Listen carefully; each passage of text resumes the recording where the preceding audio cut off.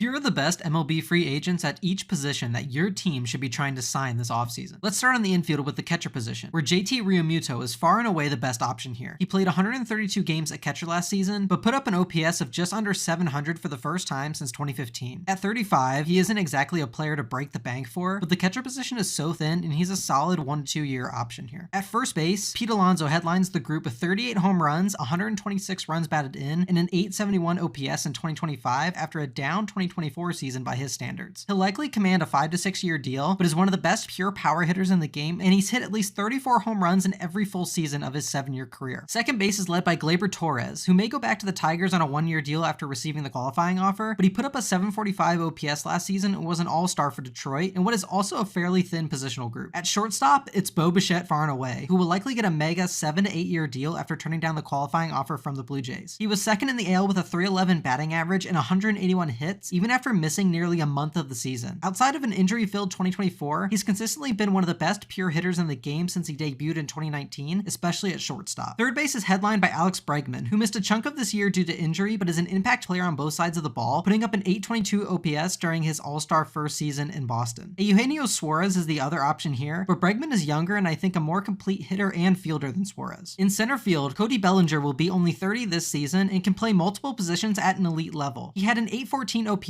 and hit 29 homers while driving in 98 during his first season in New York. It's hard to find an elite hitter and fielder at this position across the league, and Bellinger is sure to get a big payday. In left field, I'm putting Harrison Bader at the top of the list, who can play all 3 outfield positions and put up a 796 OPS last season with elite defense. The other option here is Trent Grisham, who hit 34 homers with an 812 OPS last year in center field and could absolutely be slotted into left if needed. Right field is Kyle Tucker Spot, who may be the best free agent available this winter. He's likely going to be baseball's next $300 million player after putting up an 841 OPS this season, which includes a massive cold streak after he played through a right hand fracture in June. He's been one of the best players in baseball at his position and will get a massive payday. At designated hitter, Kyle Schwarber is the top bat available, coming off a 56 homer season with a 928 OPS and a second place finish in the National League MVP race. His strikeout rate is high as expected for a power hitter, but he's also among the league leaders in walks, and he's set up for a big contract. The starting pitcher market is super interesting and in my opinion doesn't really feature a runaway frontrunner, but I'm going to go with Framber Valdez, who will be 32 this season and has been one of the most consistent and durable arms since entering the league. The other top arm to mention is Dylan Cease, who had a down year last season but has some of the best stuff in the game when he's right, and I think the right team could tap into all of his potential. The reliever market is much more straightforward, with the top option being Edwin Diaz, who was the National League's reliever of the year in 2025, his 3rd time winning the reliever of the year honor. He opted out of his record-breaking contract with the Mets and is likely going to sign another massive deal after putting up a 1.63 ERA in 62 games while striking out 90 in 66 innings. Who is the player on this list that your team needs to sign?